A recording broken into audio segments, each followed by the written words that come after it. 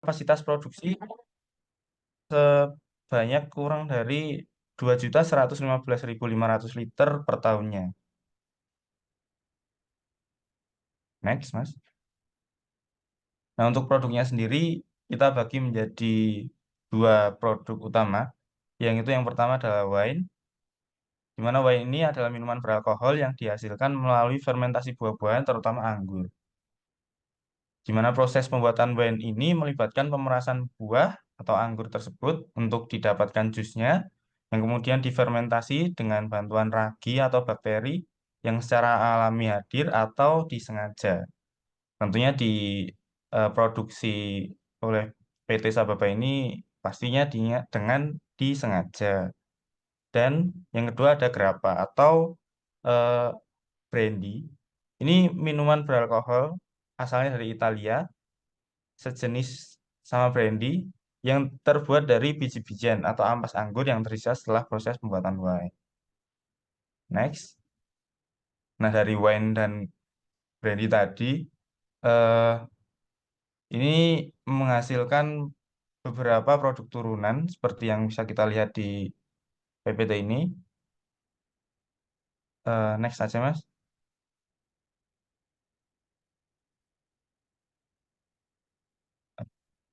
Nah, di sini juga ada vodka, Pak, tapi menurut informasi yang kita peroleh bahwa vodka ini tidak diproduksi sendiri sama PT Sababa ini, Pak. Sababa Industri ini. Dia hanya eh, membeli vodkanya, lalu dia infuse dengan bahan-bahan tertentu yang menjadikan vodkanya khas dari si PT Sababa ini, Pak. Oke, next. Nah, untuk proses produksi wine-nya sendiri ini ada 7 sampai 8 tahapan. Yang pertama itu tentu pemilihan dan pemanenan buah anggur dari kebunnya sendiri seluas 65 hektar tadi. Setelah anggurnya ini dipetik atau dipanen, selanjutnya dibawa ke pabrik untuk diekstrak jusnya dengan namanya prosesnya penghancuran buah yang kalau kita tahu dulu secara tradisional tuh kalau wine diinjak-injak pakai kaki ya. Kalau di PT ini dia menggunakan tentunya mesin. Lalu setelah didapatkan jusnya, selanjutnya dilakukan proses fermentasi. Nah, di sini nanti ditambahkan ragi untuk menghasilkan alkohol dari glukosa dalam anggurnya ini. Setelah difermentasi, eh, selanjutnya di pressure. Di pressure ini untuk memisahkan antara jus dan kulit-kulit buah anggur yang masih tersisa. Nah, sebenarnya pressure ini bisa dilakukan setelah fermentasi atau sebelum fermentasi. Tergantung mau dibuat wine apa, apakah wine putih atau wine merah gitu. Karena eh, kan pressure ini memisahkan jus dan kulit buahnya ya, Pak. Jadi, misalkan kalau pressure-nya dilakukan sebelum fermentasi, berarti kan kulitnya sudah terpisah. Nanti dihasilkannya itu pas fermentasinya berarti wine putih. Gitu. Kalau dilakukan pressure-nya setelah fermentasi, maka dihasilkannya kan berbentuk wine merah. Setelah di pressure, dilanjutkan dengan proses filtrasi. Dan filtrasi ini atau penjernihan ini dilakukan untuk memisahkan antara wine jadi yang nantinya akan berwarna jernih dengan zat-zat yang tidak diinginkan seperti tadi kan ada sisa-sisa ragi dan lain sebagainya itu. Nah, setelah difiltrasi dan menjadi jernih, selanjutnya wine akan di-aging atau dilakukan proses penuaan. Karena menurut eh, yang kita umumnya tahu lah, bahwa wine itu kalau semakin tua katanya rasanya akan semakin oke gitu. Saya juga nggak tahu, Pak. Nah, setelah dirasa cukup untuk untuk penuaannya, selanjutnya akan dilakukan bottling atau pembotolan untuk selanjutnya dipasarkan dan dapat dikonsumsi seperti itu. Oke, next, Mas. Nah, sedikit beda dengan wine tadi, untuk proses produksi grappa atau brandy ini, dia pertama sama-sama menggunakan anggur yang sudah matang, lalu dihancurkan buahnya, dipisahkan dengan bijinya tadi, lalu dilakukan fermentasi selama kurang lebih 1 sampai 2 minggu. Nah, di sini bedanya kalau grappa ini setelah fermentasi dia masuk ke proses distilasi untuk memisahkan alkohol dengan eh, zat-zat dari buahnya yang nanti dihasilkan adalah alkohol yang lebih kuat gitu Pak. Nah, setelah didestilasi masuk ke proses storage atau penyimpanan yang nantinya bisa dilanjutkan untuk konsumsi. Nah, karena eh, PT ini memproduksi dua-duanya antara wine dan grappa, jadi ada tambahan satu mesin yaitu mesin destilasi di sini untuk prosesnya. Nah, mesin apa yang digunakan itu nanti akan dijelaskan oleh teman saya, Mbak Ida Ayu. Silakan Mbak Ida Ayu. Baik, terima kasih Mas Harimas. Selanjutnya, pokok bahasan yang kedua yaitu spesifikasi peralatan dan mesin yang digunakan dalam pemrosesan anggur di Sababai Winery. Next. Oke, yang pertama itu ada Industrial Plum Removal Coring Machine.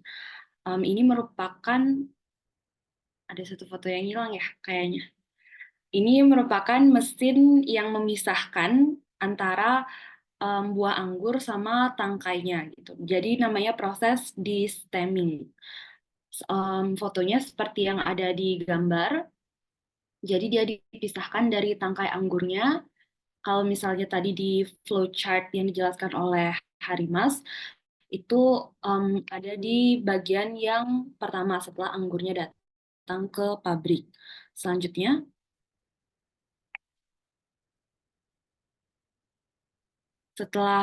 nah ini spesifikasinya, ada mereknya. Ini kebetulan di video yang kami tonton itu tidak dijelaskan dia asal dari mana, jadi kami mengambil mesinnya dari yang kami dapatkan Google yang hampir-hampir mirip dengan yang ada di video.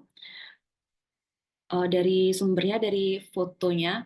Kemudian ada di sini spesifikasinya ada tegangannya 3 kilowatt, kemudian ada dayanya, ada dimensinya, kemudian ada beratnya 110 kilogram dan kapasitasnya sekitar 1,5 ton per tahun. Selanjutnya, nah ini yang kedua ada fermentation tank. Jadi peran utamanya ini ada filtrasi dan fermentasi gitu. Seperti yang telah dijelaskan oleh Harimas tadi. Nah, tangki yang digunakan di Sababai Winery ini berdasarkan sumber informasi dari video yang ada di YouTube itu didatangkan dari Malang, lebih tepatnya dari PT Nurwi Steel Engineering. Selanjutnya,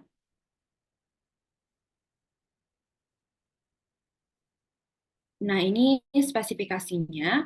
Sebetulnya kami sudah mencoba mencari di web PT Nurwi Steel Engineering, dan dicocokkan dengan videonya. Dan setelah dicocokkan, sepertinya fermentation tank yang digunakan ini merupakan storage tank, tetapi ditambahkan filter saja gitu. Jadi di sini kami samakan dengan storage tank, di mana kapasitasnya di Sababai ini dia ada dua, 49 yang kapasitasnya 20.000 liter dan dua tangki dengan kapasitas 10.000 liter. Bentuknya silinder vertikal, materialnya SS304, SS stands for stainless steel 304. Kemudian tahunnya itu berdasarkan portofolio PT Nurwi yang dicantumkan di websitenya, mereka membuat storage tank yang 10.000 liter itu di tahun 2020 dan yang 20.000 liter ini berdasarkan video, itu ada fotonya di tahun 2009. Kemudian kelebihan dari storage tank ini menurut webnya itu merupakan double wall tank yang dilengkapi dengan shell ganda. Ini kalau misalnya untuk wine sangat bagus karena dia itu ada dua lapisan, di mana lapisan pertama berupa lapisan kontak yang langsung dengan produk, dan lapisan kedua itu berupa jaket yang berisi insulator dari rock wool atau foam yang berfungsi sebagai peredam suhu. Jadi suhu di dalam itu bisa sangat dingin, tidak tergantung pada suhu di luar gitu. Selanjutnya, selanjutnya, alat pressure atau pressure ini ada di flowchart yang dijelaskan Harimas tadi. Jadi peran utamanya adalah untuk menghasilkan jus anggur dari anggur yang telah melewati fermentation tank. Tergantung jenis anggur yang mau dibuat, tadi kan bisa ditukar eh, tahapan prosesnya. Selanjutnya, nah ini kami dapatkan dari internet juga. Namanya Industrial Stainless Steel Juice Press Basket. Beratnya 1.200 kilogram, ada garansi 1 tahun, kondisinya baru, tetapi tentu saja yang di video tidak. Kemudian tegangannya 380 volt, dayanya 1,5 kilowatt, dimensinya seperti yang telah tercantumkan di tabel, materialnya sama, stainless steel 304, diameternya 800 mm. Selanjutnya, nah, alat selanjutnya ini storage tank, sama seperti tadi penjelasannya. Ini ada juga fotonya, ini merupakan portofolio yang dicantumkan di website PT Nurwi Steel Engineering. Di mana pekerjaan untuk membuat storage tank dengan kapasitas 10.000 liter ini, itu memakan waktu kurang lebih 8 minggu. Selanjutnya, ini sama spesifikasinya seperti yang telah disebutkan tadi. Selanjutnya,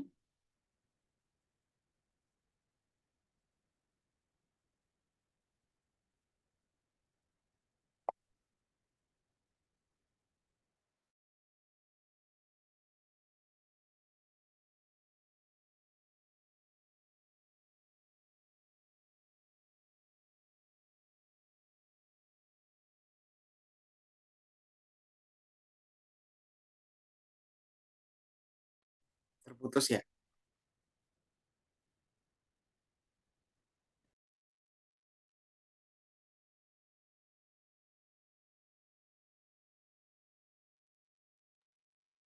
mohon maaf, tadi Terputus ya. sempat terputus. Selanjutnya ini adalah bottling. Tadi sudah dijelaskan juga oleh Harima setelah di storage selama beberapa bulan. Kalau berdasarkan sumber video, di Sababai itu untuk wine sendiri sekitar 6 sampai dengan 8 bulan sebelum siap untuk di bottling. Nah, ini proses bottling, proses pengemasan menggunakan rangkaian mesin yang dikirim dari Italia. Ini beberapa fungsinya, ada dalam proses filling, itu ada beberapa tahapan, di mana botolnya di rinsing, kemudian di aeration, udaranya dikeluarkan gitu, kemudian di filling dengan wine, kemudian di vacuum corking, ada crown corker, kemudian di screw corker. Kemudian ini beberapa foto yang saya ambil dari videonya. Selanjutnya, nah, setelah itu ada proses labeling dan ada proses scan yang dimana dia itu di steaming gitu. Saya kurang mengerti prosesnya. Tapi ini ada beberapa fotonya, proses labeling yang Mosca Rosa, dan kemudian yang setelah berhasil di-bottling, dikumpulkan menjadi satu dus untuk siap didistribusikan wine-nya. Selanjutnya, nah ini merupakan ini kami cari di internet, salah satu mesin bottling yang diproduksi di Italia itu ada dari merek GAI. Berdasarkan katalognya, itu karena berdasarkan sumber video, ada keterangan bahwa mesin bottling yang digunakan di Sababai Winery ini dapat memproduksi sekitar 4.000 botol per hour. Jadi dari katalognya kami mengasumsikan bahwa rangkaian mesin yang digunakan itu yang tipe 4052 FM, di mana keterangan lebih detailnya ada di slide selanjutnya. Nah, tadi kan sudah dilihat foto yang tadi itu terdiri dari beberapa proses gitu ya. Jadi, dia ada beberapa proses. Yang pertama itu kan rinser, seperti yang sudah dijelaskan di awal tadi, di mana di rangkaian mesin yang ada di foto tadi, untuk tipe 4052 FM ini, rinsernya sendiri itu ada 20 unit. Kemudian di aeratornya itu ada 6 unit, fillernya ada 28 unit, gas injektornya ada 6 unit, corkernya ada 4 unit, cappernya ada 6 unit, kemudian outputnya itu 5.100 liter per hour dengan speed 1.200 sampai 6.000 botol per hour. Jadi 4.000 botol per hour itu masuk ke dalam tipe 4052 FM. Selanjutnya, nah, tadi sudah dijelaskan juga oleh Harimas bahwa Sababai Winery ini tidak hanya memproduksi wine, tetapi dia juga salah satu lini bisnisnya itu adalah memproduksi brandy, Italian style brandy berdasarkan sumber videonya yang dinamakan Grappa. Nah, di mana distilasi untuk menghasilkan brandy ini melibatkan pemanasan anggur atau jus buah fermentasi dalam sebuah boiler untuk menghasilkan uap alkohol yang kaya akan aroma dan rasa. Nah, berdasarkan keterangan dari video tersebut juga bahwa brandy ini atau grappa itu bisa juga berasal dari ampas anggur, tetapi dalam hal ini Sababai Winery itu tidak menggunakan ampas anggur, tetapi menggunakan fresh juice wine yang kemudian didistilasi. Uap yang tadi telah dihasilkan itu kemudian dikondensasikan kembali menjadi cairan melalui kondensor yang dipisahkan menjadi fraksi kepala, jantung, dan ekor atau head, body, and tail, di mana bagian yang digunakan ini adalah bagian bodinya atau jantungnya. Fraksi jantung ini mengandung sebagian besar komponen yang diinginkan dikumpulkan sebagai distilat brandy yang berkualitas tinggi, di mana konsentrasi alkoholnya itu bisa sampai dengan 80%. Selanjutnya, mesin distilasinya ini sama persis seperti yang di video, yaitu mereknya Cadalpe Distillery C27, tempat asal produksinya itu dari Italia, dengan kapasitas 1.000 liter, daya 2,3 kilowatt. Yang ini kondisinya baru, dimensinya seperti yang ada di gambar dalam satuan metrik ton. Nah, di sini juga ada satu yang menarik, itu sound pressure dari distilasinya dari jarak 1 meter itu 68 desibel. Selanjutnya, dijelaskan oleh Dino dan Tama.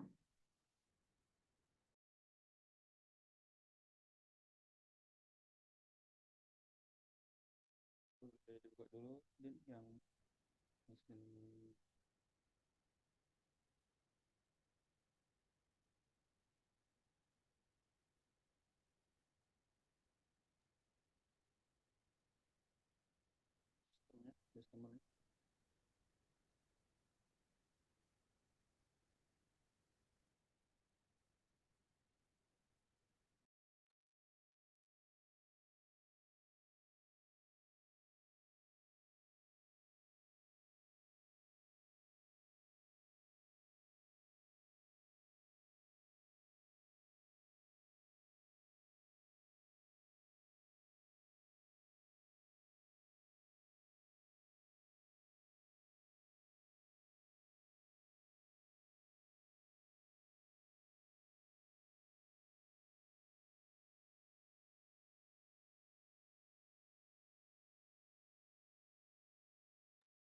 Oke, ini untuk eh, mesin presnya.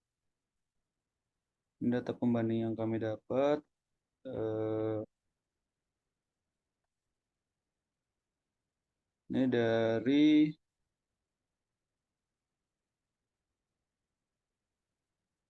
mana dia produknya? Tahu lagi? Ya, ini model Shiki KL20. Kemudian ini mesin press dengan tegangan 380 volt, terbuat dari baja anti karat. Kemudian ini bisa untuk juicer press dingin hidrolik juga. Asalnya dari China. Next, langsung aja deh.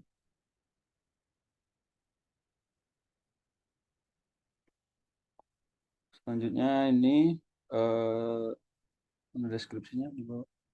Oke, ini juga dari China. Garansi 1 tahun, kondisinya baru, tegangan 380 volt sama seperti tadi. Kemudian maksimum pressure-nya 30 MPa. Ke bawah lagi. Terus nggak ada ininya, yang kode unitnya. Nah, nggak ada. Oke. Next. Selanjutnya yang data pembanding ketiga untuk pressure mesinnya. Ke bawah lagi untuk deskripsinya.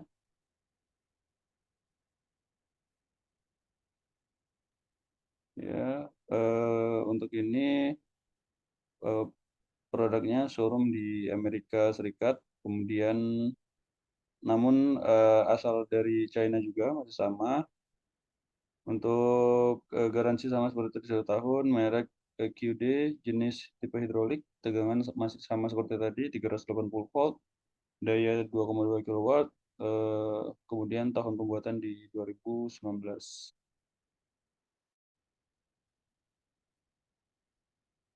Next. Nah, ini untuk mesin di-stemmernya, ini untuk memisahkan antara buah dan batang atau daunnya. Untuk mesin ini sendiri dari Grifo, mesin tipe Grab the, kemudian model DMCI titik 18, daya dibutuhkan 230 volt, tegangan 2,2 kW, kemudian untuk produksinya bisa 1,5 sampai 3 ton per harinya. Next. Yang ini dari Zhengzhou, dari Cina, model HTD YTP 1,5. Ini juga sama, kapasitasnya 1,5 sampai 3 ton per harinya. Untuk dayanya 380 volt juga, namun powernya di 1,1 kilowatt. Lagi. Terakhir untuk yang mesin di-stemmernya, ini dari China juga. Nah, ini dari merek Daribo dengan model DRB CG1, tegangannya 380 volt, dayanya hanya 300 sampai 700 watt saja. Tahun pembuatan 2019, kapasitasnya 0,5 sampai 3 ton per hari.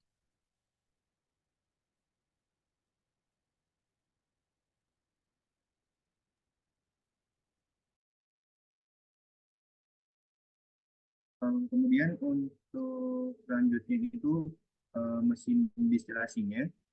Untuk yang pertama ini menurut penjelasan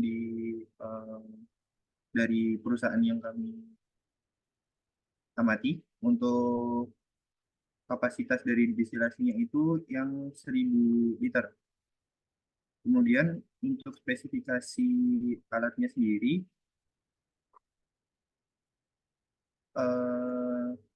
dia itu nomor modelnya ACZL A1. Asal negaranya itu dari Cina. Kemudian untuk harganya sendiri itu sekitar 456 juta, belum termasuk ongkos kirim. Kemudian untuk yang selanjutnya itu ada dari merek Boben, di mana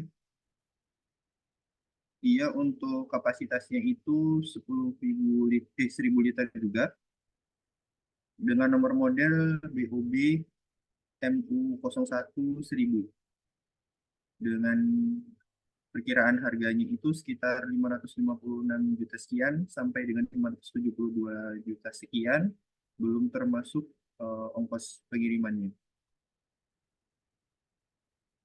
Kemudian selanjutnya ada yang merek Boben juga, namun berbeda model.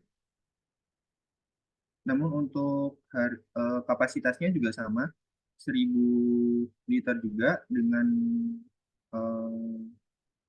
ada spesifikasi yang berbeda dengan harga 556 juta sekian. Kemudian untuk selanjutnya itu ada merek dari Wenzhou dari Cina juga. Itu untuk kapasitasnya 1000 liter dengan nomor modelnya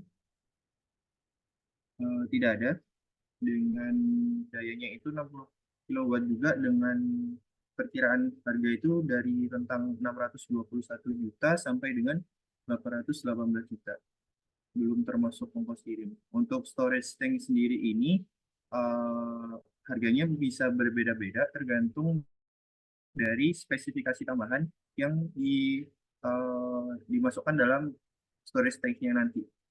Dan juga untuk alat fermentasi, untuk mesin fermentasi dan juga mesin storage-nya itu pada dasarnya itu memiliki digunakan storage yang sama. Jadi tidak ada perbedaan dari storage-nya. Kemudian untuk storage-nya itu data pembanding itu kami ada mencari dua tipe, yaitu yang pertama yang 10.000 liter dan juga ada juga yang 20.000 liter. Untuk yang 10.000 liter itu dari China itu harganya 106 juta sekian dari merek mereknya tidak ada. Kemudian bahannya itu stainless steel. Dia dengan kapasitas itu sampai dengan 50.000 liter untuk yang disediakan dari perusahaannya. Jadi perusahaannya itu untuk yang perusahaan ini dia dengan harga yang sama itu bisa range-nya itu 50 liter sampai dengan 50.000 liter. Tapi untuk detailnya itu kami kurang tahu apakah bisa berkurang atau bisa lebih untuk yang harganya itu, karena di sini kapasitasnya itu tidak dijelaskan per jumlah, misalnya 50 liter itu harganya berapa, 50.000 liter itu berapa. Kemudian yang selanjutnya itu untuk yang 10.000 liter itu dari perusahaan yang sama, itu bahannya sama, stainless steel juga. Kemudian untuk harganya itu sekitar 120 juta sekian. Kemudian ada juga tangki untuk fermentasi yang khusus untuk fermentasi. Jadi modelnya sedikit berbeda dengan yang digunakan dengan model bentuknya, maksudnya berbeda dengan yang ada di perusahaan. Cuman fungsinya sama sebagai storage untuk tangki untuk fermentasi. Itu kapasitasnya sekitar 2.500 sampai 5.000 liter itu dengan harga 147 sekian. Kemudian dari ada juga untuk yang kapasitas 20.000 liter itu dibanderol dengan harga 18.000 dolar atau sekitar eh, 300-an juta, di mana untuk model storage-nya itu FSMO dan ASMO. Jadi dia untuk ininya itu berasal dari, sepertinya tidak dijelaskan untuk perusahaannya berasal dari mana. Kemudian yang terakhir itu untuk yang 10.000 liter itu ada lagi dari China juga. Dia dari rentang harga 22 juta sampai dengan 211 juta. Untuk yang disediakan itu kapasitas mulai dari 500 liter sampai dengan 50.000 liter. Kalau untuk seperti yang digunakan di perusahaan, yaitu double jacket itu, untuk spesifikasi yang spesifik menggunakan double jacket itu agak susah ditemukan, Pak, untuk datanya, karena biasanya untuk double jacket seperti itu merupakan spesifikasi yang dipesan khusus oleh perusahaannya. Jadi untuk yang di marketplace itu masih belum menemukan kami untuk yang menjual spesialis double jacket begitu.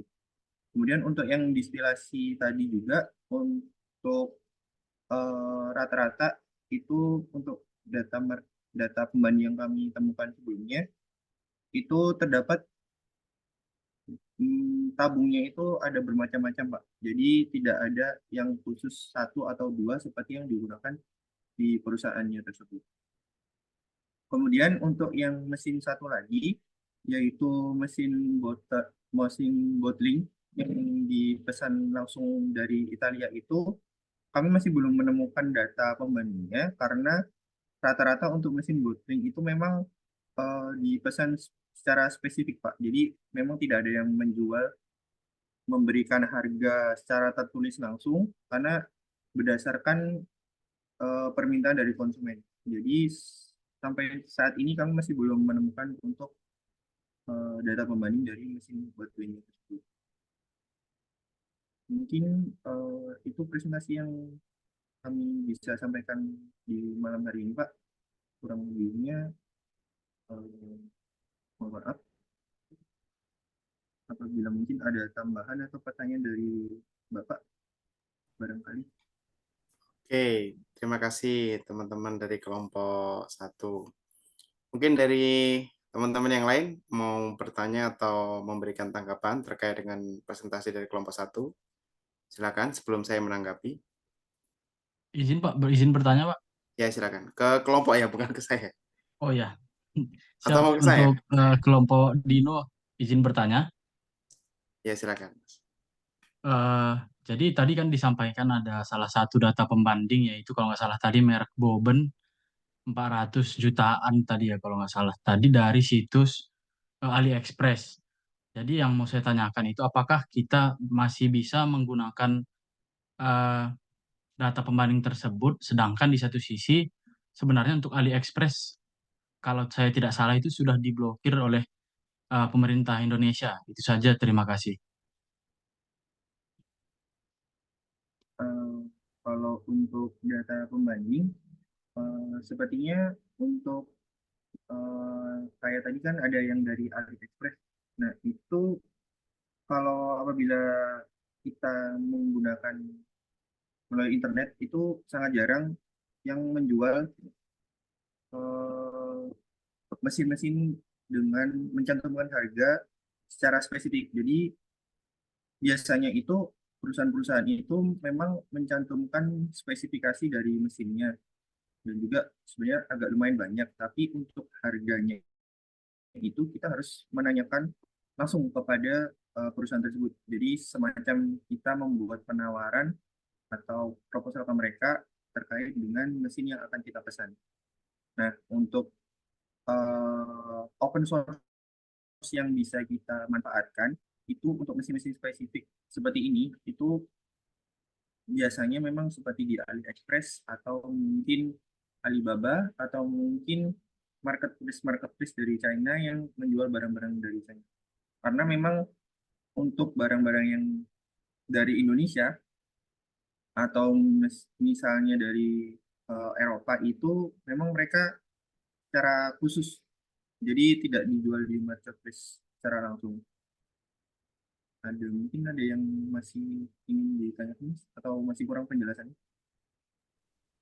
Saya bantu ini ya, memberikan masukan ya. Tadi salah satu ada pertanyaan ya terkait dengan data pembanding, yaitu salah satunya yaitu dari AliExpress. Jadi infonya AliExpress ini diblokir lah katakanlah. Nah, apakah data pembandingnya itu dapat digunakan? Eh, Sepanjang secara data atau secara sumber itu dapat dipertanggungjawabkan, artinya sumbernya itu real, terus apa namanya dapat diakses atau dapat dipertanggungjawabkan, itu dapat digunakan karena kita tidak membeli ya. Jadi istilahnya itu kita tidak akan membeli barang itu, tapi seolah-olah kalau dibeli itu berapa gitu ya. Sehingga kalau misalnya satu-satunya data yang didapatnya dari AliExpress ya silakan dipakai aja gitu. Atau misalnya ada data yang lain ya terus misalnya di AliExpress lebih detail datanya atau lebih lengkap keterangannya, nah itu silakan dipakai aja, tidak ada masalah. Gitu. Nah, memang benar tadi disampaikan oleh kelompok 1 bahwasannya untuk mesin-mesin yang sifatnya spesifik ya atau lebih apa namanya lebih kompleks itu memang dia tidak dijual secara satuan gitu ya, tidak dijual secara massal sehingga kita harus mengajukan request atau permintaan penjualan. Nah, kalau sifatnya pembelajaran menurut saya untuk kelas ya kelas misalnya di eh, mengerjakan ujian atau mengerjakan tugas gitu ya, itu tidak perlu sampai ke situ ya. Tapi at least saudara tahu ya. Nanti kalau misalnya ada mesin yang spesifik di dunia kerja nanti cara menilainya ya mau nggak mau nanti saudara harus mengajukan request permintaan. Dan memang bisa melalui email atau misalnya bisa melalui website. Nah, sepengetahuan saya atau pengalaman saya dari supplier itu biasanya akan respon ya, akan merespon karena memang defaultnya mereka kan jualan. Jadi dia akan merespon apapun, termasuk kalau saudara bertanya atau pasti dia akan respon. Gitu. Oke. Terus terkait dengan data tadi, mayoritas kalau saya lihat tadi sebenarnya data pembandingnya itu ada ya. Jadi data pembandingnya ada.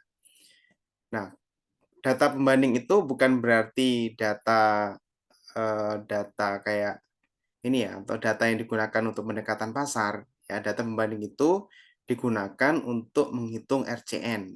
Jadi kalau misalnya kondisi mesinnya tadi adalah mesin wine, ya, dan itu mesinnya itu biasanya satu kesatuan, jadi di mana dia dirakit atau dipasang ada pemasangan, di kategorinya adalah in situ, maka pendekatan yang sesuai adalah pendekatan biaya. Gitu. Sehingga saudara harus mencari RCN-nya. Salah satu caranya yaitu dari detailing. Detailing itu saudara mencari beli barunya berapa, nanti terus ditambah biaya-biaya, biaya kirim, atau kalau misalnya dari luar negeri ya biaya masuk, terus pajak-pajak, terus nanti ditambah biaya pemasangan termasuk asuransi di situ. Itu sampai ketemu RCN. Itu pendekatan yang tepat. Oke, supaya memberikan kesempatan pada kelompok lain, saya akan langsung melanjutkan aja ya ke kelompok 2. Terima kasih kelompok 1. Silakan dilanjutkan ke kelompok 2.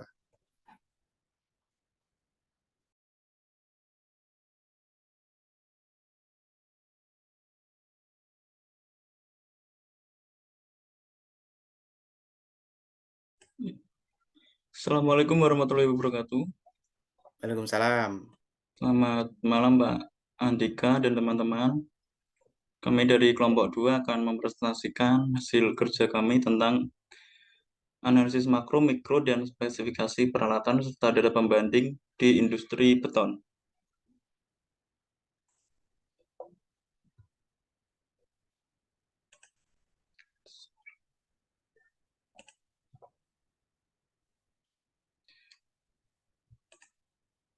Untuk presentasi pertama akan dibawakan oleh Anes.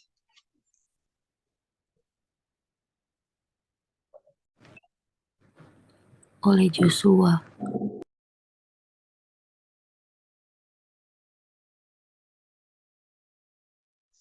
Selamat malam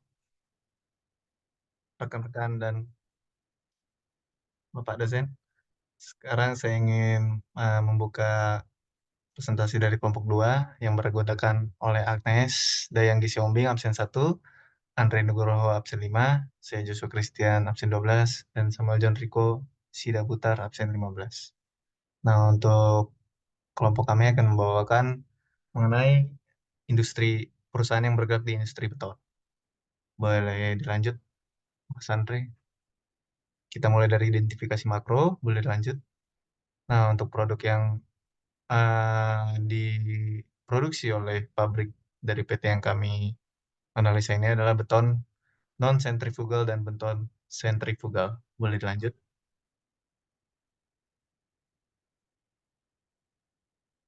Nah, untuk dari produksi beton PT Wika sendiri ini, untuk kapasitas normal pabriknya ini bisa kita lihat di sini kami dapat data historisnya untuk 5 tahun belakangan.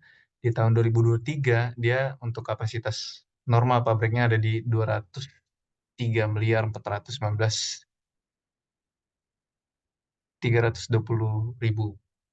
Nah, sedangkan untuk realisasinya hanya sekitar 129 miliar. Boleh lanjut? Nah, untuk yang pertama kita masuk ke proses produksinya, yaitu untuk beton non-sentrifugal. Boleh lanjut?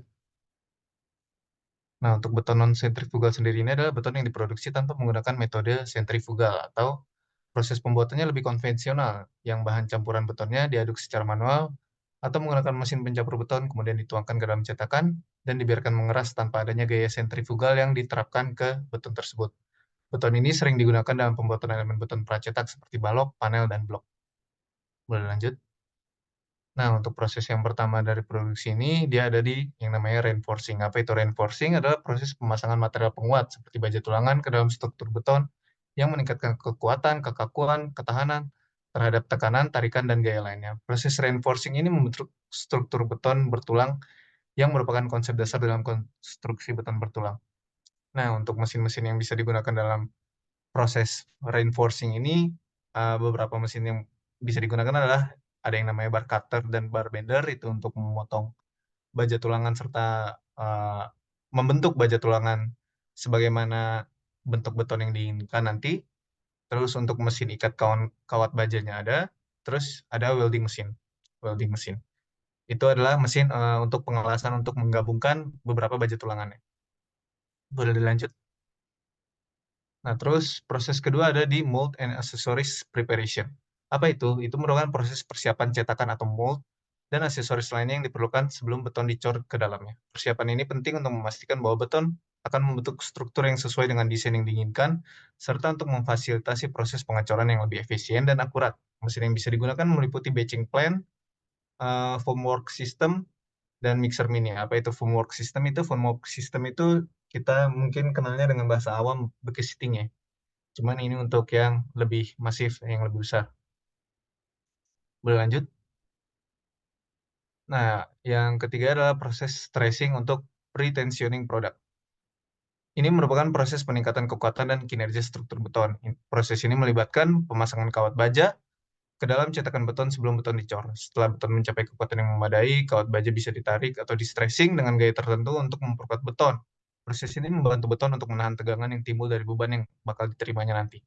Nah, mesin yang digunakan ini adalah mesin tarik PC wire, bar cutter untuk memotong bajanya, dan jack hidrolik untuk mengetes tekanan yang bisa diterima.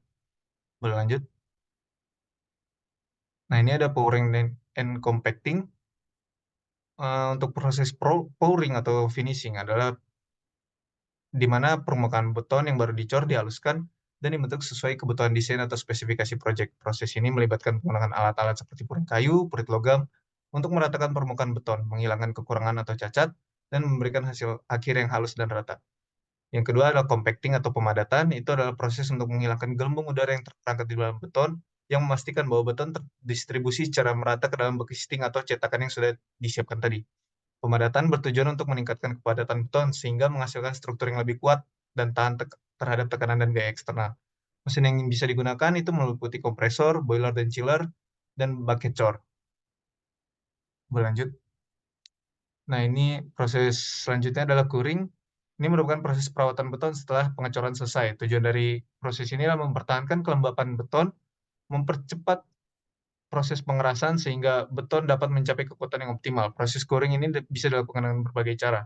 Bisa secara tradisional ataupun menggunakan mesin atau alat khusus. Nah, mesin yang bisa digunakan untuk curing ini adalah untuk curing tank dan curing compound sprayers.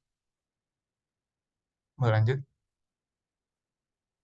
Nah, setelah selesai di-curing, dia ada lanjut ke proses detensioning. Ini adalah untuk proses untuk mengurangkan tegangan pada kawat baja atau tendon yang telah ditarik sebelumnya sebagai bagian dari proses pre-tensioning atau post-tensioning. Nah, tujuan utama untuk detensioning ini adalah untuk mengurangi tegangan pada kawat baja, sehingga nantinya beton ini punya kekuatan sendiri tanpa didukung oleh kawat tersebut untuk menopang beban yang akan diterimanya nanti. Nah, mesin yang bisa digunakan adalah detensioning jacks dan mesin tes tekan beton. Berlanjut. Rilis produk. Nah, untuk proses selanjutnya itu adalah untuk melepas betonnya ini dari casing atau formwork atau cetakan yang sudah dilakukan tadi. Nah, untuk proses ini bisa menggunakan bahan pelumas untuk membantu mencegah beton menempel terlalu erat pada permukaan cetakan, sehingga memungkinkan untuk pengangkatan yang lebih mudah dan mencegah kerusakan pada permukaan beton saat pelepasan. Mesin yang digunakan meliputi formwork coatings dan sprayers. Lanjut.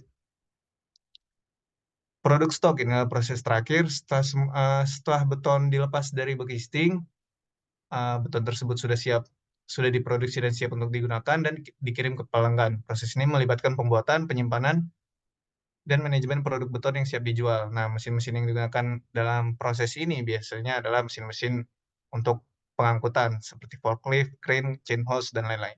Chain hoist. Berlanjut. Selanjutnya akan dilanjutkan oleh Anes. Nah, selanjutnya akan dilanjutkan oleh saya. Sebelumnya saya izin mematikan kamera karena jaringan yang kurang stabil. Proses kedua yaitu proses sentrifugal. Next. Proses sentrifugal adalah proses produksi yang memproduksi beton pracetak melalui tahapan proses pendistribusian, pembentukan, dan pemadatan beton menggunakan mesin dengan sistem sentrifugal atau dengan cara diputar pada kecepatan atau RPM tertentu. Proses produksi beton putar menggunakan metode pemadatan beton, yakni sistem putaran mesin spinning. Lanjut. Produk beton pracetak itu ada tiang beton, ada tiang pancang, lalu ada produk pipa beton. Next. Nah, proses sentrifugal ini yang pertama ada mold and accessories preparation, lalu ada reinforcing, pouring, stressing, spinning, pouring, detensioning, release produk, dan produk stok. Ini beberapa udah ada yang dijelaskan oleh Joshua. Next. Mold and accessories preparation ini terdiri dari pemilihan material cetakan, di mana materialnya harus dapat menahan gaya sentrifugal dan suhu pengerasan beton. Lalu ada desain cetakan. Cetakan ini harus didesain sesuai dengan bentuk dan dimensi produk akhir yang diinginkan. Lalu pelapisan cetakan, ini untuk mencegah beton menempel pada cetakan. Lalu pemasangan aksesori yaitu batang perkuat, insert untuk sambungan ulir, dan komponen tersemat lainnya. Lalu ada pembilasan cetakan untuk mencegah getaran dan distribusi beton yang tidak merata selama proses pengecoran. Lalu ada penguncian cetakan. Cetakan harus terpasang dengan benar di pusat untuk mencegah masalah selama proses pengecoran. Next. Tahapan yang kedua yaitu reinforcing, ini adalah proses pemasangan material penguat seperti baja tulangan ke dalam struktur beton untuk meningkatkan kekuatan, kekakuan, dan ketahanannya terhadap tekanan, tarikan, dan gaya lainnya. Proses ini membentuk struktur beton bertulang yang merupakan konsep dasar dalam konstruksi beton bertulang. Mesinnya yang digunakan bar cutter dan bar bender, mesin ikan kawat baja, dan welding mesin. Lanjut. Lalu ada tahap kuring, ini sudah dijelaskan juga oleh Joshua, ini tahap untuk menuangkan campuran beton ke dalam cetakan. Eh, Langkah-langkahnya termasuk persiapan campuran beton, pencetakan, dan pemantauan. Jadi selama dicampurkan, beton ini dipantau. Lanjut. Lalu ada proses tracing sama dengan proses non sentrifugal. Ini tuh yang saya merahin diregangkan untuk meningkatkan kekuatan. Alat yang digunakan sama, mesin tarik PC wire, bar cutter, dan jack hidrolik. Lanjut. Lalu ada proses spinning. Proses ini adalah di mana cetakan berputar dengan kecepatan tinggi saat campuran beton dituangkan ke dalamnya. Ini adalah inti dari proses sentrifugal. Proses ini menciptakan gaya sentrifugal yang mendorong beton ke dinding cetakan dan memastikan distribusi yang merata dan kompak. Alat yang digunakan dalam proses ini termasuk mesin pengecoran sentrifugal itu sendiri yang terdiri dari motor atau sumber tenaga lainnya yang menggunakan cetakan untuk berputar dengan kecepatan tinggi.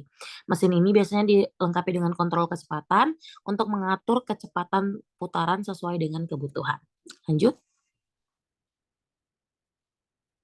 Tahapan yang keenam ada kuring. Tahap ini di mana beton yang sudah dicor akan dipertahankan pada kondisi yang sesuai, yaitu pemeliharaan kelembapan, pemeliharaan suhu, dan perawatan. Di mana pemeliharaan kelembapan ini untuk mencegah penguapan air terlalu cepat dari permukaan beton. Pemeliharaan suhu ini dapat mempengaruhi pengerasan sehingga suhunya harus dijaga.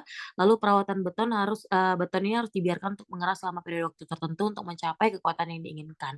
Alat yang digunakan adalah curing tank dan curing compound sprayers. Lanjut. Lalu ada detensioning. Tahap ini di mana tegangan pada penguat seperti kawat baja dilepaskan setelah proses pengecoran dan pengerasan beton selesai. Tujuannya untuk mengurangi residu tegangan residual yang mungkin terjadi pada produk akhir. Alatnya yang digunakan mesin tes tekan beton dan detensioning jacks. Lanjut. Nah, proses akhir ada rilis produk dan produk stok. Rilis produk ini adalah produk di mana beton dikeluarkan dari cetakan dengan hati-hati agar tidak rusak menggunakan pelumas. Proses ini biasanya disebut demolding atau demolding. Alatnya itu formwork coatings and sprayers.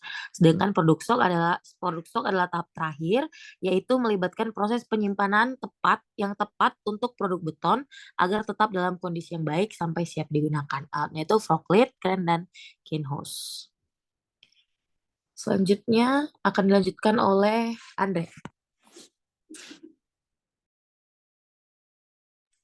Ya, baik teman-teman. Setelah kita mengetahui identifikasi makro, maka kita mengenal alat-alat dari industri beton ini.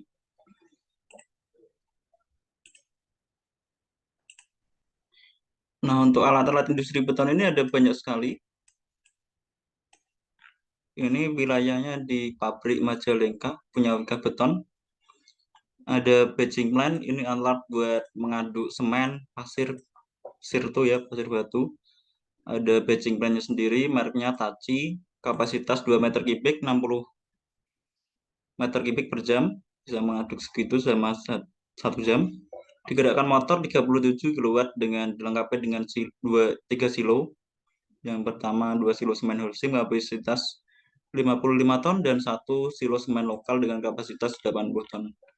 Dan ada hopper mobile untuk menampung hasil adukan dibawa ke cetakan tadi. Kemudian ada stressing simultan untuk menarik kawat besi. Ada mesin spinning buat itu tadi yang sentrifugal. Ada bridge crane buat memindahkan hasil cetakan dari pabrik ke halaman depan produk stok dari ini ya, paku bumi dan sebagainya. Kemudian ada ini bridge crane banyak banget, soalnya di sana ada 4 jalur ya. Ini portal crane di halaman stockyard depan untuk menampung produknya. Ada chain hoist. Chain hoist ini menempel di bridge crane dan portal crane untuk mengangkat dari produk itu tadi, produk cetakan dan sebagainya. Troli ini untuk di bawah cetakannya supaya dia dapat bergeser dari satu tempat ke tempat lain.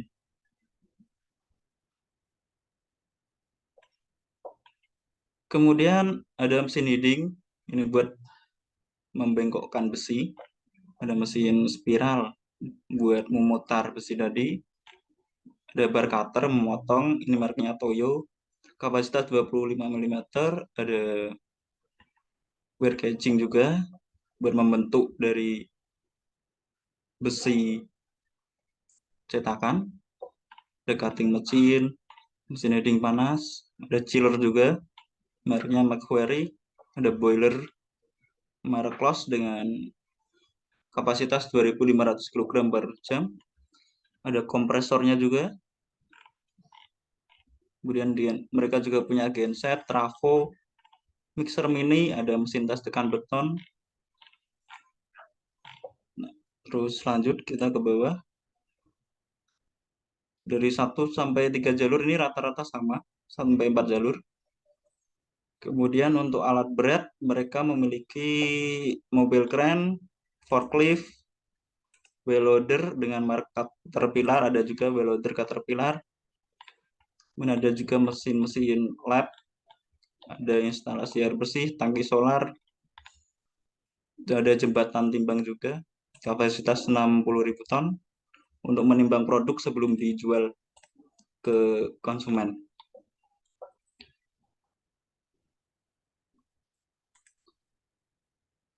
Kemudian selanjutnya data pembanding yang akan disampaikan oleh Samuel.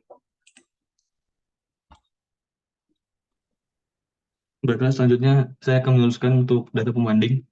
Yang pertama itu untuk data pembanding alat berat. Ada 3 di sini yang kami temukan. Ada ketiganya mereknya Caterpillar dengan model yang untuk data pembanding pertama, model 938G seri 2, dan juga sama dengan data pembanding ketiga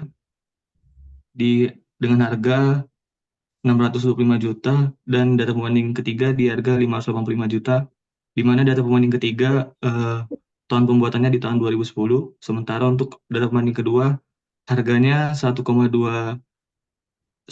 miliar, di mana baru masuk Indonesia pada tahun 2021, merupakan ekspor atau build up. Selanjutnya, bagi alat berat forklift, ada 3 data pembanding, yaitu dengan 2 merek, yaitu merek Toyota dan merek Nissan. Masing-masing kapasitas untuk data pembanding pertama 4 ton, untuk data pembanding kedua 3,5 ton, dan data pembanding ketiga 5 ton. Untuk data pembanding pertama dan kedua buatan dari Jepang, sementara untuk data pembanding ketiga sepertinya buatan dari Jepang juga. Untuk harganya di harga 300 juta. Data pembanding pertama 300 juta, data pembanding kedua 200 juta, dan data pembanding ketiga 230 juta. Selanjutnya, untuk di mobile crane merupakan alat berat yang punya fungsi utama dalam industri beton ini. Untuk data pembanding pertama ini mereknya dari Kato dengan model KR25V2, tahun pembuatannya tahun 2000, kapasitasnya 25 ton. Untuk pengangkatannya buatan dari Jepang, punya mesin diesel 6 silinder, boom 5 bagian dengan panjang 33 meter, harganya di 1,7 miliar. Next. Untuk data pembanding kedua, mereknya sama, diimpor tahun 2021, kapasitas 25 ton, boom 5 bagian dengan panjang 27 meter dengan harga 1,8 miliar. Next. Untuk data pembanding ketiga ada merek Kato juga, cuma dengan model KR250H V7, kapasitasnya 25 ton, tahun pembuatan 2012, boom 5 bagian dengan panjang 27 meter. Selanjutnya, di sini ada mesin patching plant. Data pembandingnya didapat dari sumber lokal. Untuk kapasitasnya 60 meter kubik per jam, meter kubik. Untuk harga penawarannya dia di harga 1,9 miliar dengan silo, ada 2 silo yaitu 60 ton dan 80 ton, di mana harganya untuk 60 ton 180 juta dan untuk 80 ton per unit 210 juta. Next. Untuk portal crane data pasarnya sulit untuk diperoleh sehingga didapat data penawaran dari website Indotara. Di sini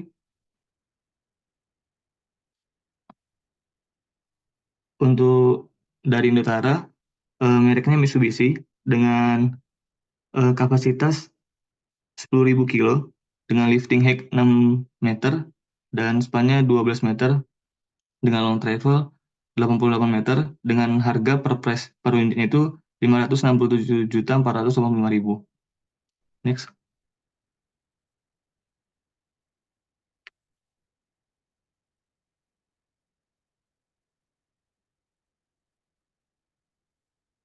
Selanjutnya ada bar cutter dan bar bender. Ini merek Toyo bisa didapat dari all shop yaitu Alex. Dimiliki oleh PT Anugrah Rika Pratama. Dijual dengan harga 62 juta. Selanjutnya untuk genset sangat jarang untuk ada penawaran barang bekas. Jadi data pendingnya mendapat dari data penawaran dari supplier yaitu PT Hargen Nusantara dengan ringkasan penawaran genset untuk dari PT Hargen untuk model 250 cc dengan tipe engine yang berbeda itu di harga opennya paling murah di 362 juta dan harga tertingginya di 573 juta. Next.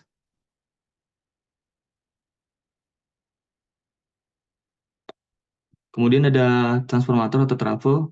Kebetulan ada yang berjualan trafo di Tokopedia. Nama tokonya itu distributor trafo. Mereknya Sintra. Kapasitasnya 1250 kilovolt. Tipenya untuk outdoor standar IEC. Harganya 195 juta, namun belum include PPN. Selanjutnya,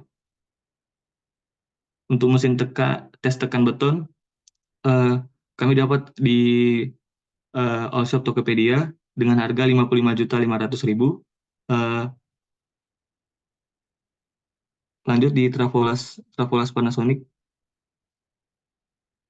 Untuk di data Trafolas, kami dapat harganya di 19.250.000 dan untuk gold tracknya di 53 juta di harga 54 juta. Kemudian lanjut ke mesin boiler. Untuk data boiler ini lumayan sulit untuk dicari, jadi perlu data penawaran dari supplier dan kebetulan kami temukan untuk boiler ini dengan merek Winskettle dengan harga 2,5 miliar oleh PT Indira Mitra Boiler dengan harga 2,5 miliar tadi. Next. Untuk kompresor juga sangat jarang ada data penawarannya, jadi perlu untuk data transaksinya, jadi perlu untuk data penawaran dari supplier. Kebetulan dapatnya di blibli.com dengan harga 206 juta dan juga di 165 juta. Kemudian di mesin chiller, untuk mesin chiller dapat data dari supplier juga, mereknya Isomax, kapasitas 2 kali 120 horsepower, harga 1,3 miliar sudah include dengan PPN. Next. Untuk tangki air dan solar, sumbernya dari Tokopedia, ada yang dengan kapasitas 10.000 liter dengan harga 38 juta, juga ada dengan tandon ini untuk tangki solar, untuk tangki airnya dengan kapasitas 5.000 liter di harga 5.820.000. Selanjutnya, untuk mesin hydraulic tool tes BJR ditemukan datanya di Tokopedia dengan harga 20 juta per unit. Ini udah dengan kapasitasnya itu 50 ton. Selanjutnya, untuk mesin bucket cor kami temukan di data penawaran Tokopedia dengan harganya 17.850.000. Selanjutnya, mesin mixer mini ini kami temukan di website Monotaro Ini gunanya untuk mengetes kekuatan campuran konsentrat beton di harga per unitnya itu 21 juta. Next. Kemudian yang terakhir ada mesin tarik PC War. Untuk harganya di harga 85 juta kami dapat di website Tokopedia. Demikian Pak presentasi dari kami.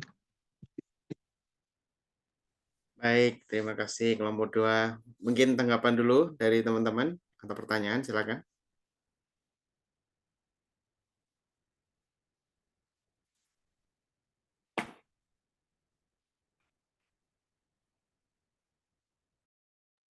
Oke.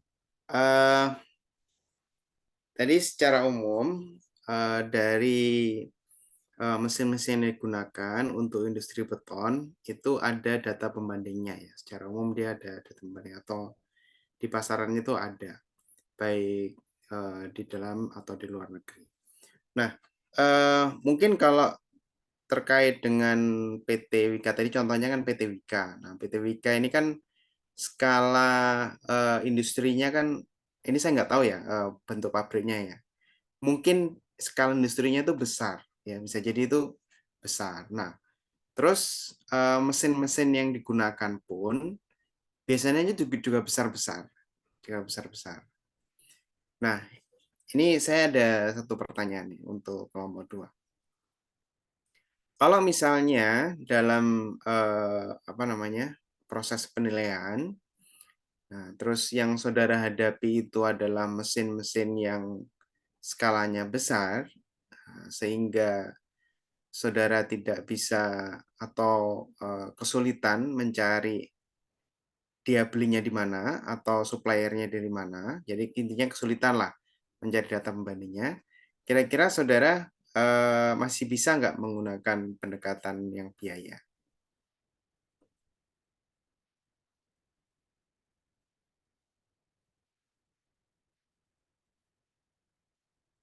Gimana?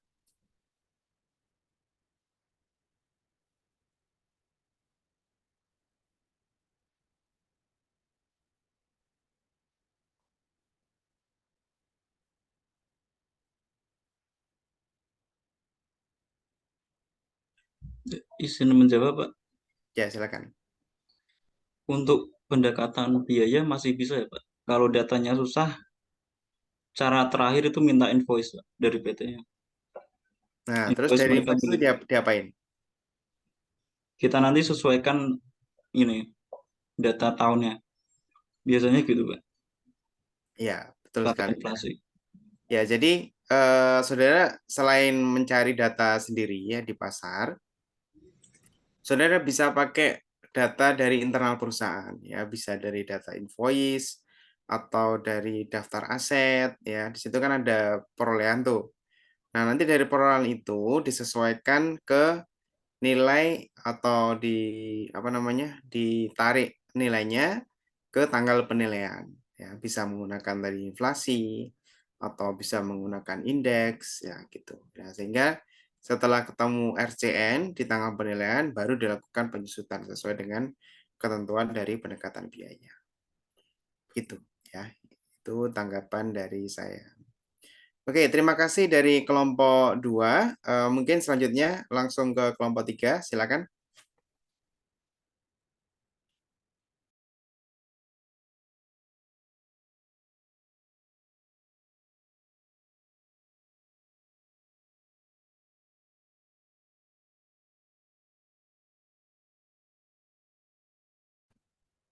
Baik, selamat malam Pak Andika dan teman-teman. Kami dari kelompok 3 akan mempresentasikan hasil diskusi kami terkait dengan bakery industry analysis, di mana kami di sini memilih industri bakery secara general, Pak.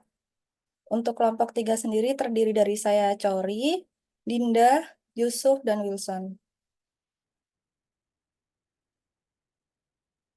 Untuk outline dari presentasi kami sendiri terbagi menjadi 3. Yang pertama ada analisis makro, lalu proses bisnis, dan yang terakhir ada analisis mikro dan data pembanding. Untuk analisis makronya sendiri, industri bakery di Indonesia tumbuh cukup pesat selama beberapa tahun terakhir ini.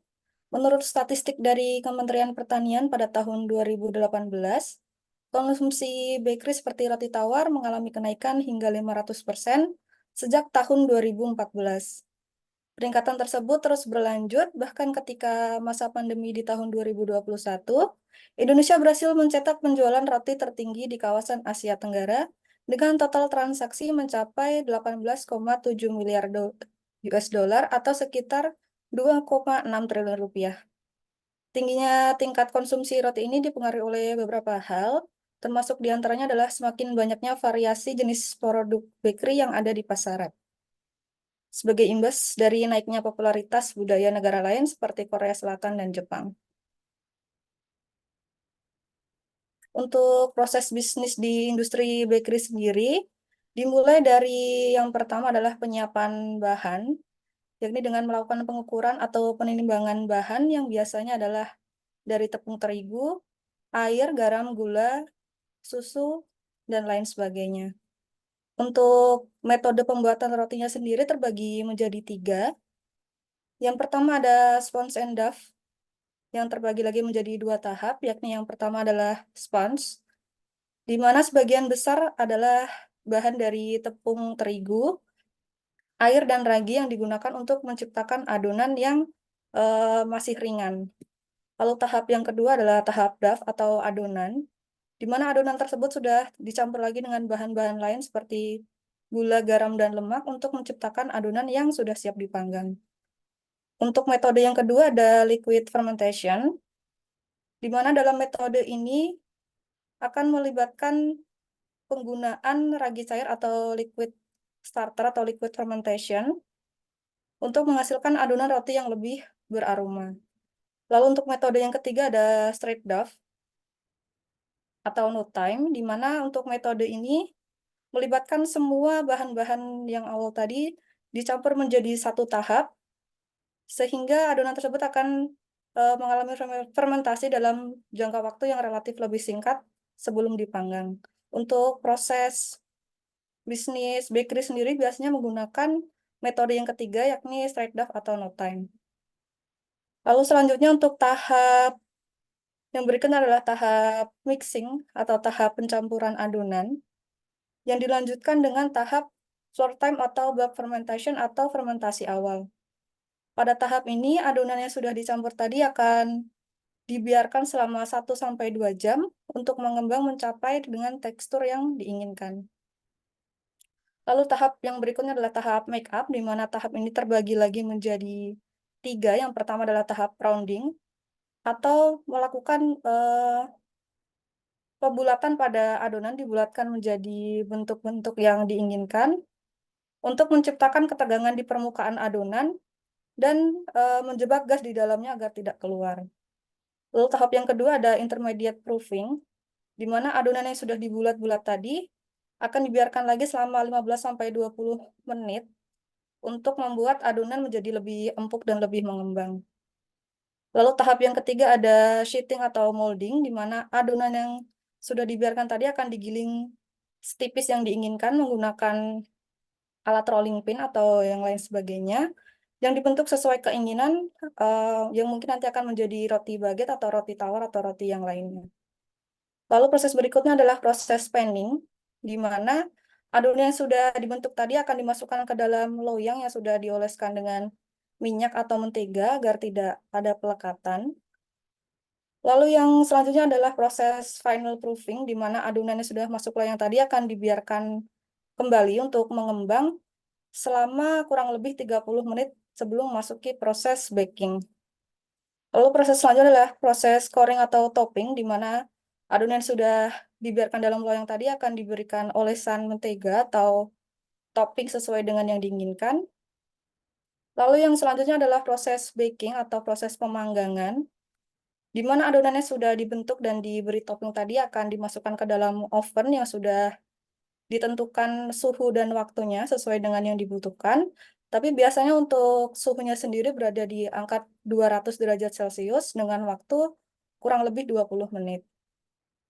Lalu selanjutnya ada proses depanning atau melepaskan roti yang sudah dipanggang tadi dari loyang.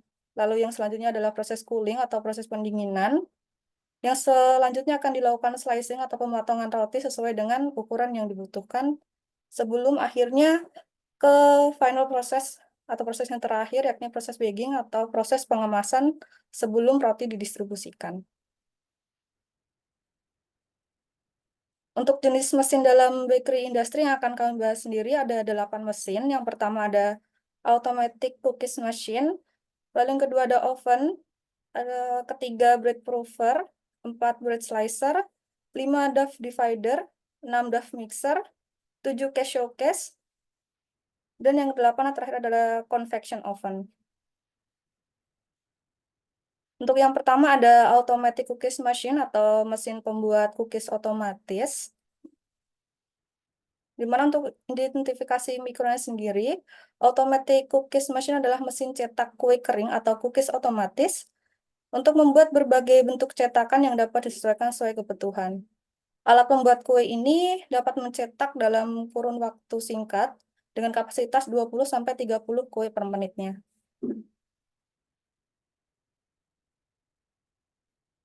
Untuk mereknya sendiri adalah Masema dengan model MSB 189, kapasitas 20-30 kue per menit, dan jumlah pipa 8-10, dimensi tray-nya 400-460 mm, voltase 2000 watt, berat 400 kg, dan dimensi sesuai dengan gambar berikut.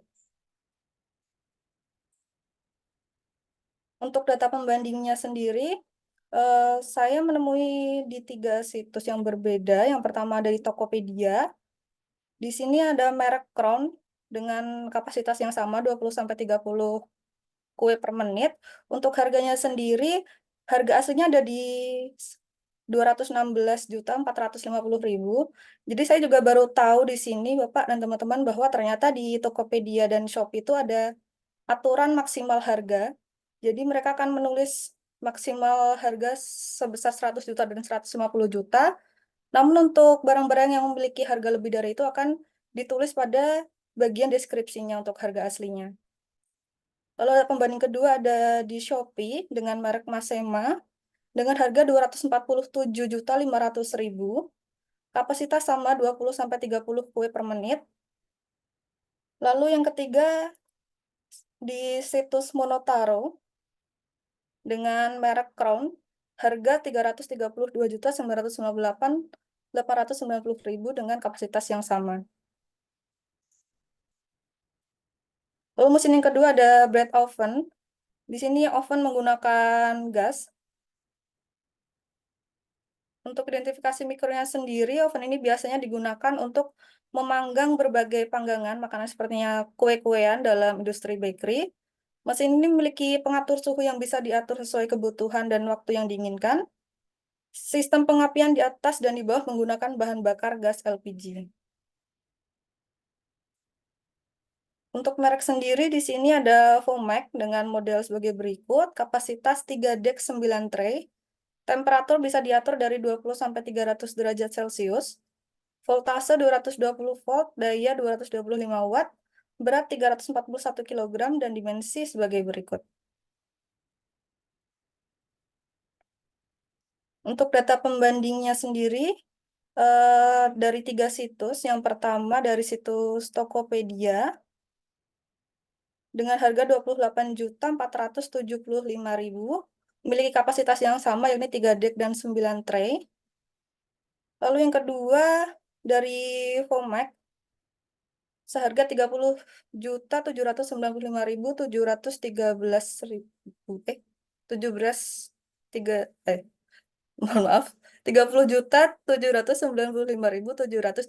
rupiah. Ini untuk merek yang sama dengan yang di data pembanding 1, merek Vomac. Lalu yang ketiga dari Monotaro seharga 31.078.890 rupiah.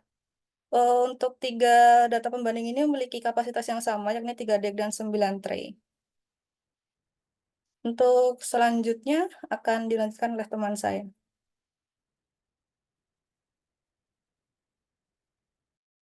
Baik, izin melanjutkan presentasi dari Mbak Cori. Untuk mesin selanjutnya pada industri ini adalah bread proofer atau mesin pengembang adonan.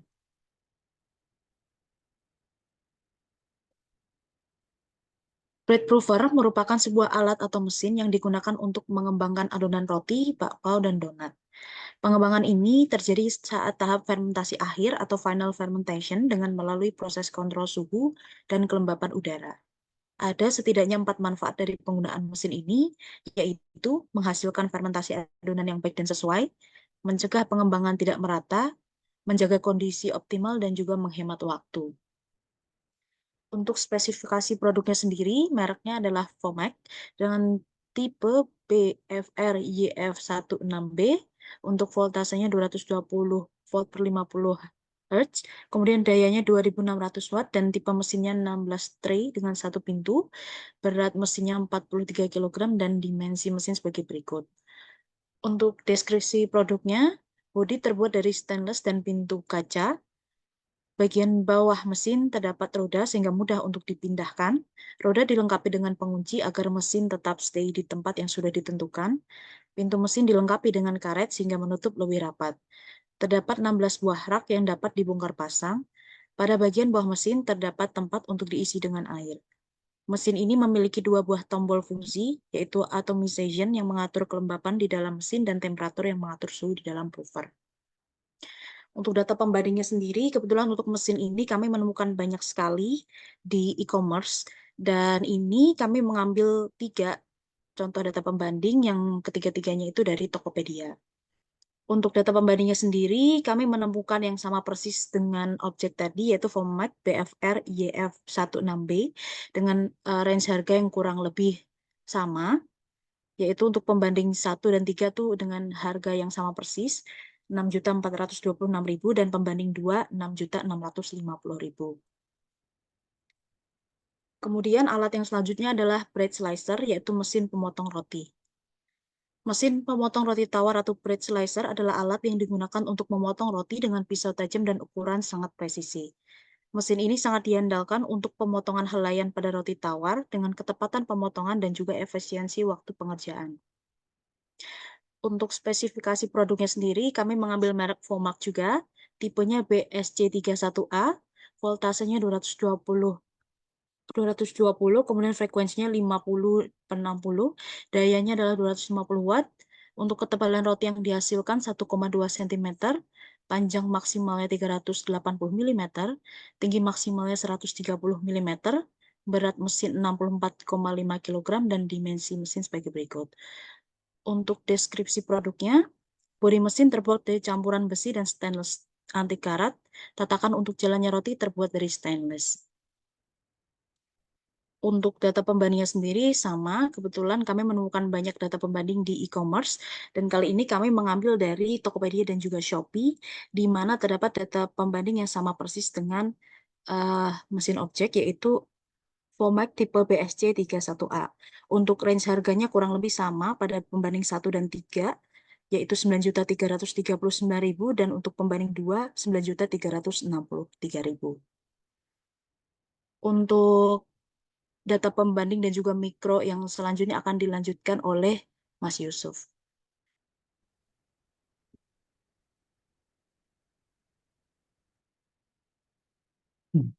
Baik, selanjutnya kita ke mesin yang kelima, yaitu ada dough divider atau mesin pembagi adonan. Jadi mesin ini pada dasarnya berfungsi untuk membagi atau memisahkan adonan kalis dengan ukuran yang sama sehingga berat adonan yang dihasilkan sama dengan satu sama lainnya itu sama. Ada setidaknya 4 manfaat yang didapatkan dari mesin ini. Yang pertama yaitu sudah pasti adonan roti yang dihasilkan memiliki bentuk yang sama.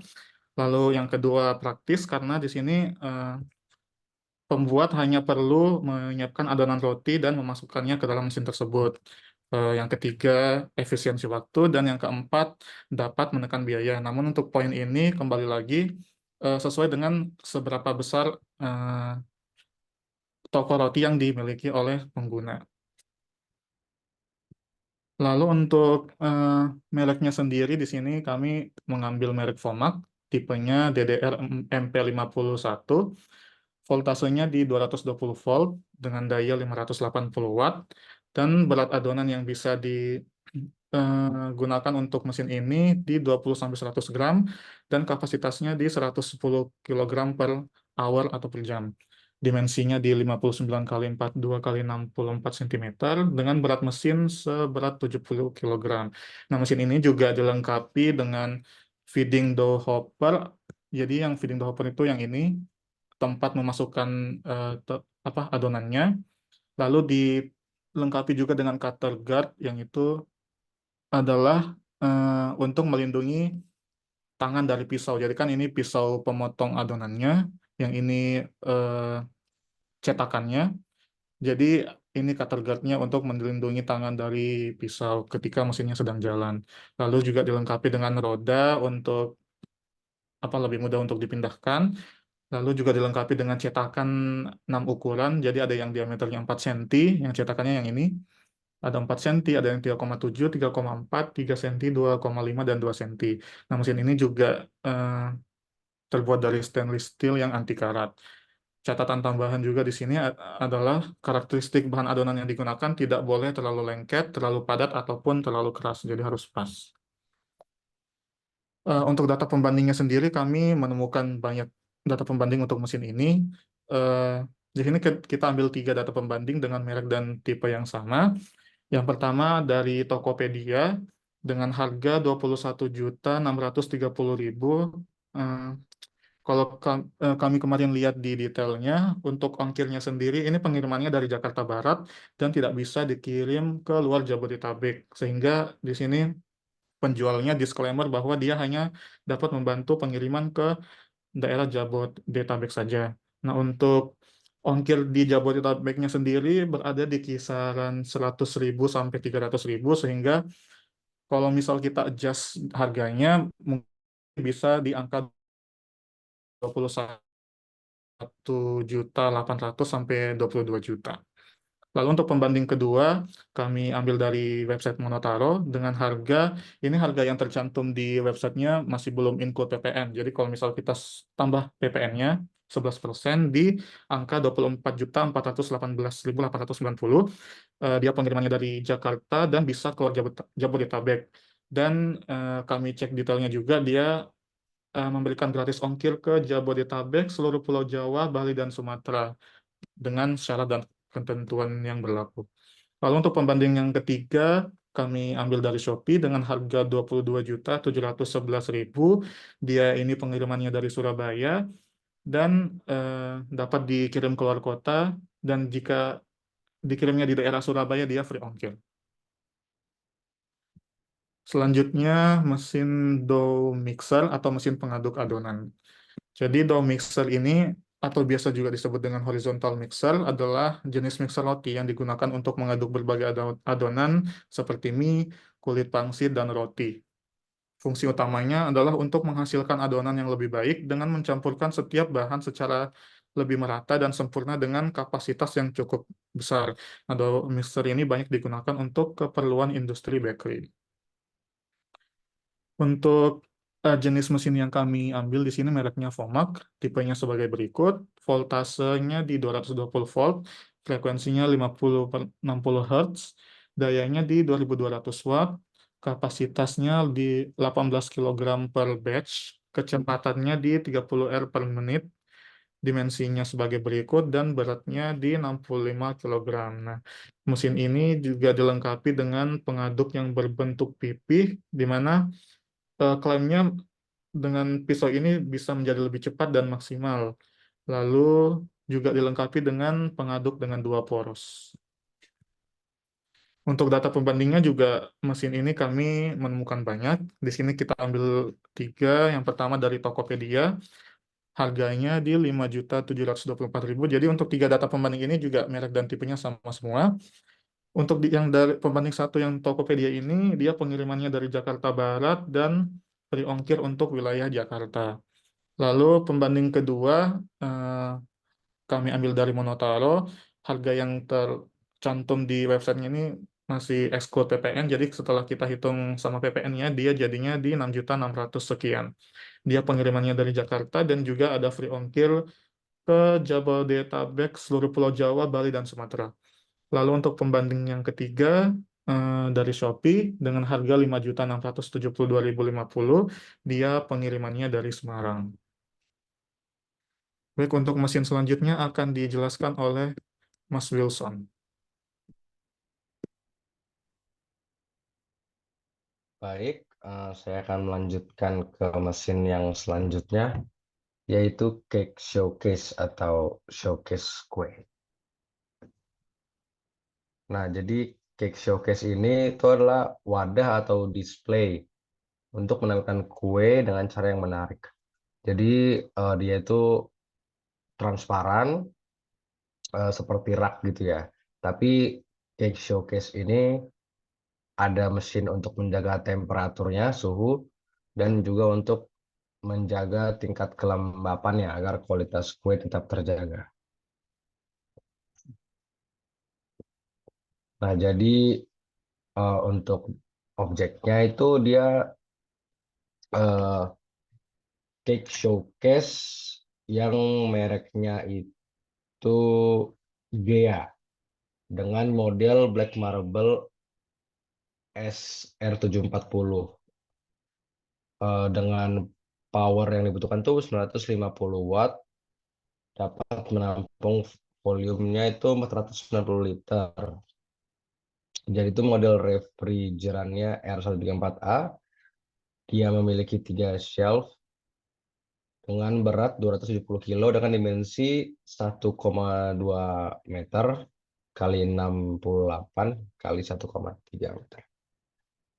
Nah, itu ada detailnya lagi, jenis gelasnya, terus jenis bahannya, cooling system, terus dia bisa di frosting otomatis, dan seterusnya.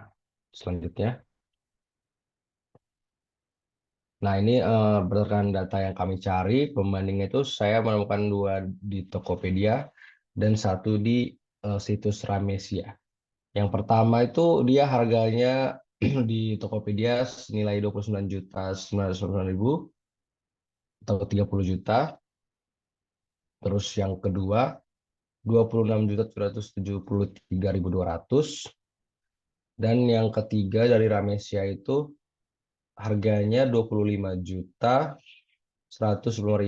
Jadi dapat tersimpulkan kisaran harganya sekitar 25 sampai 30 juta rupiah. Kemudian ke mesin yang selanjutnya yaitu convection oven atau oven konveksi. Jadi convection oven ini itu adalah perangkat dapur yang menggunakan kipas dan sistem pembuangan udara untuk mengedarkan udara panas secara merata di sekitar makanan. Ini oven juga, cuman dia menggunakan kipas agar proses masaknya itu lebih merata, panasnya tersebar ke setiap kue. Kemudian, nah ini kami menggunakan merek Getra dengan dimensi 90x130, menarik power yang cukup besar itu 7.500 watt.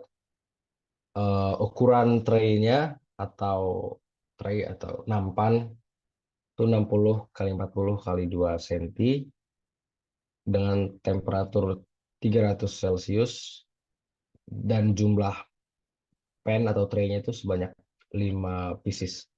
Berat mesinnya sendiri 200 kg. Kemudian ke data pembandingnya, dari data yang kami temukan ini juga dari 2 dari Tokopedia dan 1 dari Ramesia. Jadi kisaran harganya itu pembanding 1 tuh kami dapat di 28.699, pembanding 2 itu 28.499.000, dan pembanding 3 di 28.500.000. Jadi kisaran harganya ya sekitar 28 juta rupiah dari toko. Baik, sekian presentasi dari kelompok 3. Untuk teman-teman yang ingin atau memiliki pertanyaan bisa disampaikan. Terima kasih. Baik, teman-teman mungkin ada pertanyaan atau tanggapan terlebih dahulu, silakan.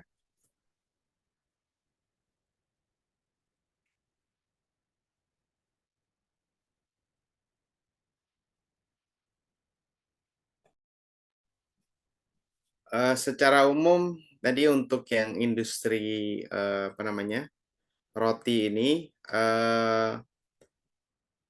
dia mungkin mesinnya ini ya, mesinnya berbeda ya dengan yang industri-industri lain makanan. Nah, tetapi dia sangat mudah untuk didapatkan. Ya, jadi sangat mudah sehingga untuk data pembandingnya pun cukup didapatkannya di dalam negeri. Ya.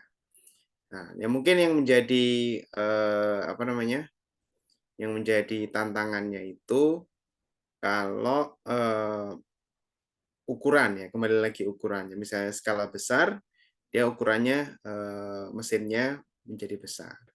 Termasuk juga kalau mesinnya itu didapat dari luar kota, ya, luar kota misalnya objek penilaiannya di Jakarta gitu ya. Nah, terus data pembandingnya itu dari Surabaya. Nanti saudara perlu mempertimbangkan adanya yang namanya ongkos pengiriman gitu. Kalau misalnya menggunakan pendekatan biaya. Oke, ada tanggapan yang lain?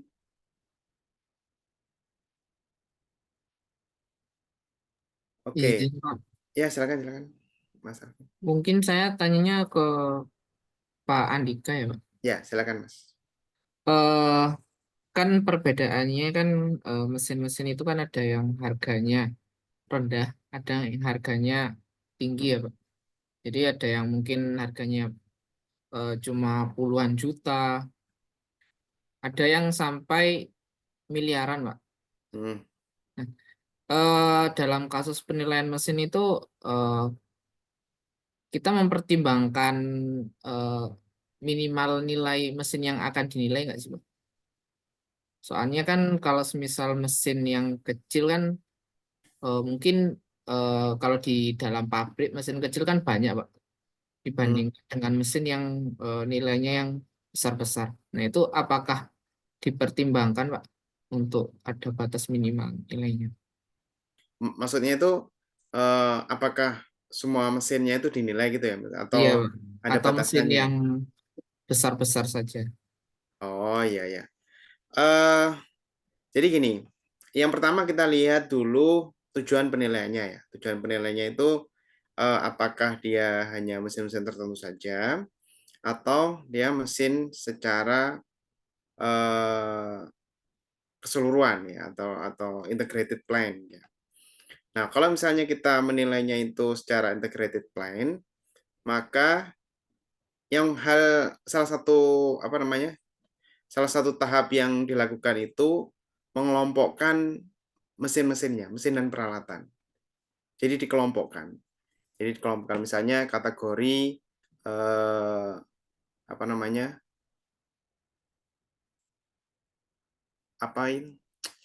Kategori mesin penggerak ya. Terus kategori juga terkait dengan kendaraan. Terus kategori terkait dengan kelistrikan. Nah, itu di kelompok-kelompokkan.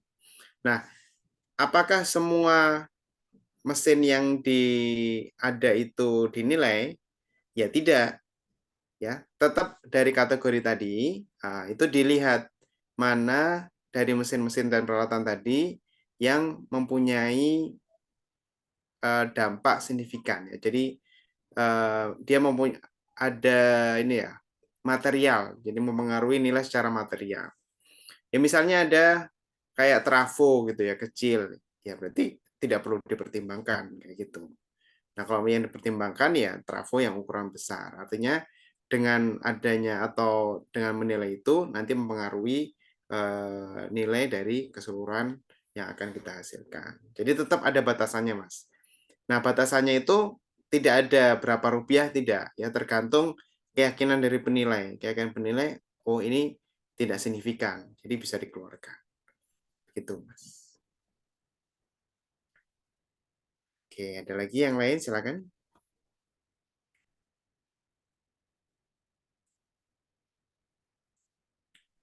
Oke, kalau nggak ada, saya kira cukup ya pertemuan kita pada malam hari ini. Oh ya, untuk yang di Jumat depan kan harusnya libur ya. Nah, tadi kesepakatan dengan PIC Nanti dicari jadwal penggantinya untuk yang resminya di hari Sabtu ya, di Iya, tanggal Sabtu pagi, Pak. Sabtu tanggal berapa ini, Mas? Sabtu minggu depannya, Pak, tanggal Minggu 10. depan ya, tanggal 11 ya, bukan besok kan? Tanggal 10. Iya, tanggal 11. Ah, ya, nanti jadwal resminya di hari Sabtu, tapi kalau misalnya teman-teman tidak keberatan, untuk kuliahnya tetap dilakukan di hari Jumat malam. Jumat malam ya, di jadwal yang sama. Ya. Karena hari Sabtu saya kemungkinan ada agenda ya untuk yang agak siang. Oke, begitu ya. Iya, Pak. Sampai ketemu Jumat depan. Terima kasih atas perhatiannya. Saya tutup pertemuan kita pada malam hari ini. Assalamualaikum warahmatullahi wabarakatuh. Selamat malam semuanya. Terima kasih, Terima kasih. Pak. Terima kasih, Pak. Pak. Terima kasih, Pak. Ya, Waalaikumsalam, izin terima live kasih ya. banyak, Pak.